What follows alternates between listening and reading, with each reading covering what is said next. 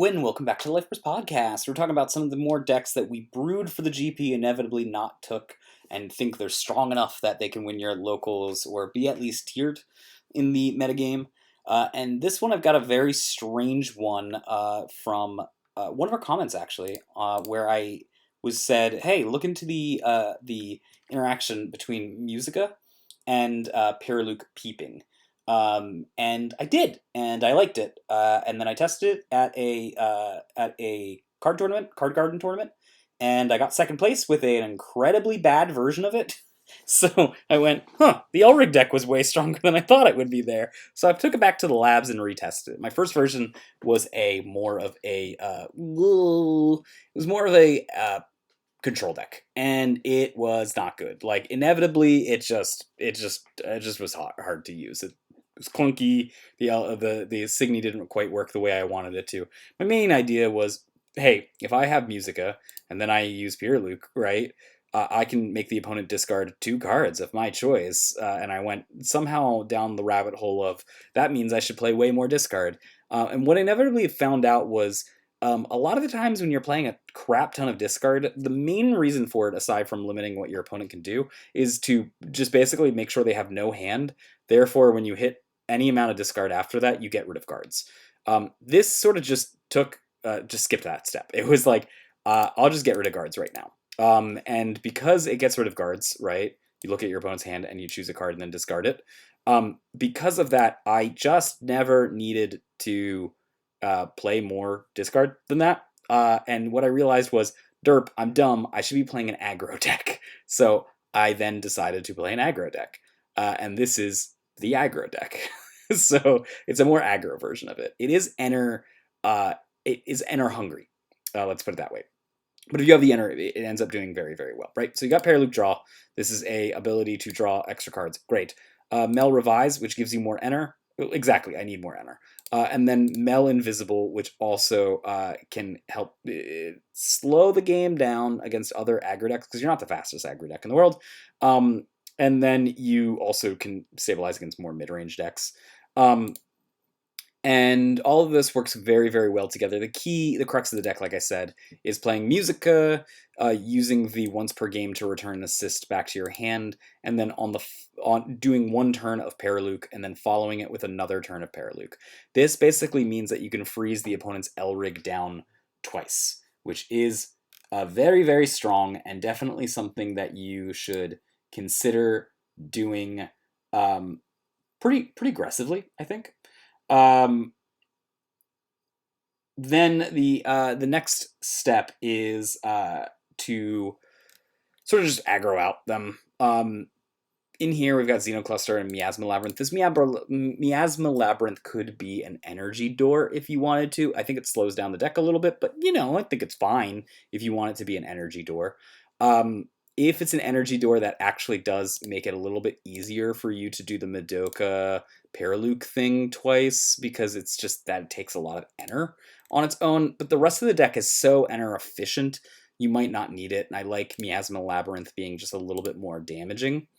Scrolling down here into the main deck, you'll see that the main deck is a lot of good stuff, right? So it is very aggressive still. Like, inevitably, you are still popping open some lanes with, like, your Muzica ability here, and then your Miasma Labyrinth ability. There's a lot of just good stuff, black cards that open up lanes, most notably Ogana. You bring Ogana back and do it a couple times, which is pretty good. There's a lot of ways to, like, fish around for more abilities to do that with as well.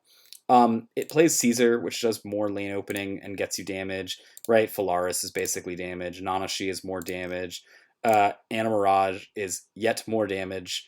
But there's also a fair amount of card draw, so you need less overall damage dealers than you'd think. Like, for example, I'm running 2 Trouble here.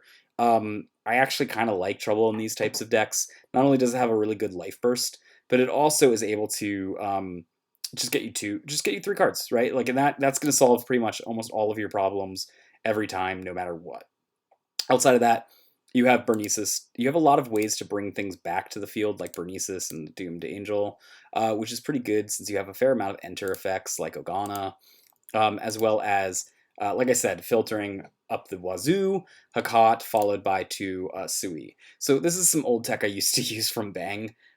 Basically, if you have a deck that you're like, I need to make sure I hit certain cards on certain turns, right? Hakat plus Sui, if you play them in as a 4 of and a 2 of, you're guaranteed to hit basically every card you ever want all the time. So that's my reasoning for these types of effects. And then I am running just some power level 3s that are just good powerhouse level 3s, right? We got Phalaris. We've got Nanashi. Yes, you can't use the coin stuff, but the negative 3,000 for 2s is very good. Actually teams up very, very well with Muzica's ability for a negative 5,000. So you give negative 5,000, basically kill any level 2s or below with Nanashi while also killing a level 1 utility Signy usually. And there's just a lot of different versatility to this. But again, the main crux of the deck that you're trying to hit outside of this random good stuff that you're using is just locking down the L rig for 2 turns. That plus sneaking out guards, right? Just being able to look at the opponent's hand and snap a guard out twice is a lot stronger than you'd think, right?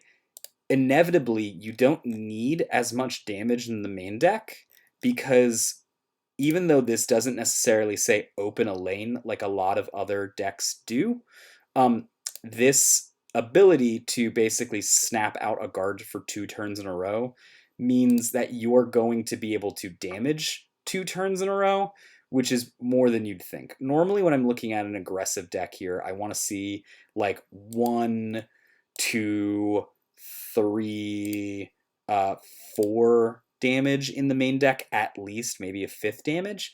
But because this ability is negative 5,000, you do it once, you do it twice, and this also is damaged in the L rig, you end up being with 1, 2, 3, 4, 5 damage in the main deck. So I know it's super strange because it doesn't look like it's aggressive. It looks like a pile of junk. Trust me, I know.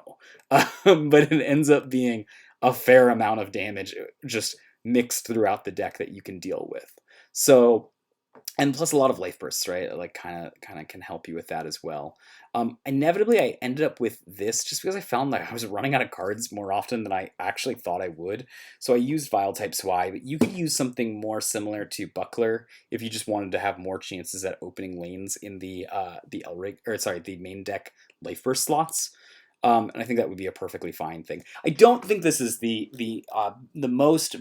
best version that I've ever come up with.